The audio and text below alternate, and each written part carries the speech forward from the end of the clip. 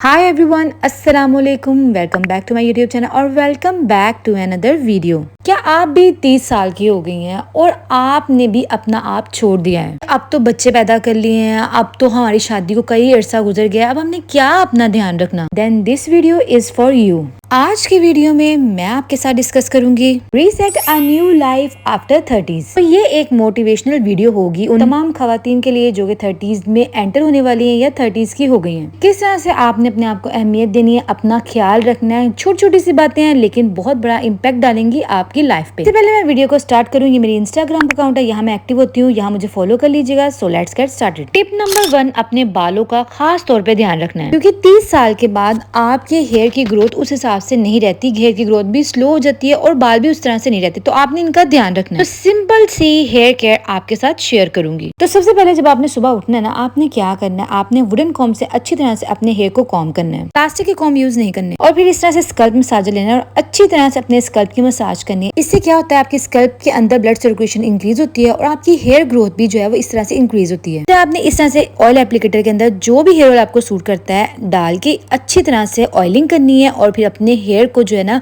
वो आधे घंटे के लिए छोड़ देना। और इसके अलावा आपको डैंड्रफ का इशू है, हेयर लॉस है, तो आपने ये कोनास शैम्पू यूज करना है। इसको मैं तकरीबन बहुत टाइम से यूज कर रही हूँ और ये बेस्ट शैम्पू है। टिप नंबर 2, अब 30 इयर्स के बाद ना आपको अपनी स्किन केयर को अपडेट कर लेना चाहिए। और यहाँ भी बहुत सिंपल सी स्किन केयर मैं आपके साथ शेयर करूंगी। फेस वॉश आजकल मैं पॉन्ड्स का यूज कर रही हूँ, बहुत अच्छा फेस वॉश है। आई थिंक सभी स्किन टाइप वालों के लिए ये बेस्ट रहेगा। देन सनस्क्रीन तो आपने लाजमी तौर पे यूज करनी है, आप हाउस वाइफ हैं या फिर आप वर्किंग वुमेन हैं। बाहर निकलने से पहले, किचन में जाने से पहले सनस्क्रीन मस्ट है। इसके अलावा डे टाइम में आपको रिकमेंड करूंगी ये सिलिक्स क्रीम यूज करें, इसके अंदर विटामिन सी है, ये बहुत अच्छी क्रीम है, आपकी पिगमेंटेशन को खत्म कर देती है, मतलब आपके कम्प्लेक्शन को भी फेयर बनाती है। नाइट क्रीम में आपने बाजारी क्रीमें यूज नहीं करनी, केमिकल्स वाली कोई अच्छी सी क्रीम यूज करें। अगर क्रीम नहीं यूज करनी, कोई सीरम यूज करें जिसके अंदर रेटिनॉल हो, जिसके अंदर कोलेजन हो, तो इस तरह की क्रीम्स आपने यूज करनी। और हाँ, मॉइस्चराइजर को तो लाजमी तौर पे लगाना, चाहे गर्मियां चाहे सर्दियां, इसलिए कि अगर आप मॉइस्चराइजर नहीं लगाएंगे तो आपकी स्किन का जो मॉइस्चर है वो खत्म होता जाएगा और आपकी स्किन के ऊपर बहुत जल्दी झुर्रियां पड़ जाएंगी। टिप नंबर 3, अपने ड्रेस को हमेशा आयरन करके पहनना है। ये नहीं सोचना कि हम बाहर जाएंगे तो अपना ड्रेस जो है वो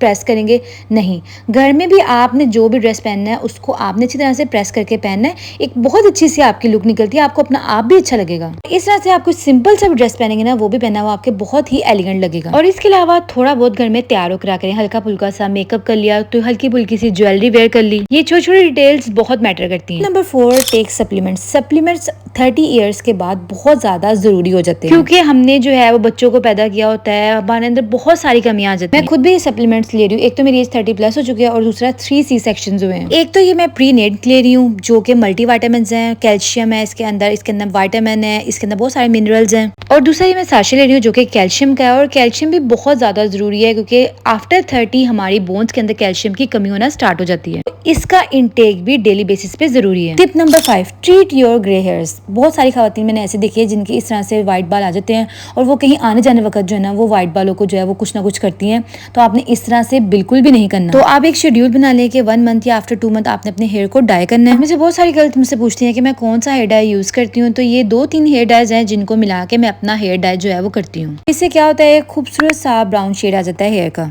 tip number 6, maintain your private part hygiene. एक ऐसी हाइजीन जिसको बहुत सारी खवातीन इग्नोर कर देती हैं। सबसे पहली चीज के टाइमली अपनी प्राइवेट पार्ट से हेयर को आपने रिमूव करना है जो कि अनवांटेड हेयर है, इस चीज से रिमूव करना है, ऑप्शन आपके सामने है। इसके अलावा डेली बेसिस पे आपने ये वेजाइनल वॉश यूज करना है जो कि क्रैनविक है, बहुत अच्छा है, आपको इन्फेक्शन नहीं होती, इचिंग नहीं होती। इसके अलावा ये इंटीमेट परफ्यूम है, इसका भी यूज बहुत जरूरी है खवातीन में जिनको स्मेल का इशू होता है प्राइवेट पार्ट। इसके अलावा बहुत सारी खवातीन को इशू होता है कि उनके जो प्राइवेट पार्ट है वो डार्क हो जाते हैं, तो उसके लिए मैं आपको रिकमेंड करती हूँ ऑर्गेनिक ब्लूम की प्राइवेट पार्ट व्हाइटनिंग क्रीम। तो ये एक स्टेरॉइड फ्री क्रीम है जिसको आप इजीली यूज कर सकते हैं और इसका कोई नुकसान नहीं है। Tip number 7, shape up your body. बहुत सारी खवातीन क्या कर देती है, वो अपने बॉडी को छोड़ देती है कि भाई अब तो हमारी एज ज्यादा हो गई है, 30 इयर्स हो गई है, अब हमने क्या करना, बच्चे पैदा कर लिए हैं, क्या आपने ऊपर ध्यान देना? आपने ऐसा नहीं करना, आपने बॉडी शेपर यूज करना है। अगर आपकी बॉडी मिस शेप हो गई है, बल्कि है, तो ये आपकी बॉडी को एक शेप दे देता है। इस तरह से कोई ड्रेस पहनना भी आपके अच्छा लगता है। सो यार, that's it for today's video. I hope this video में be helpful for you. Keep supporting me. अपना बहुत सारा ख्याल रखिएगा। अल्लाह हाफिज।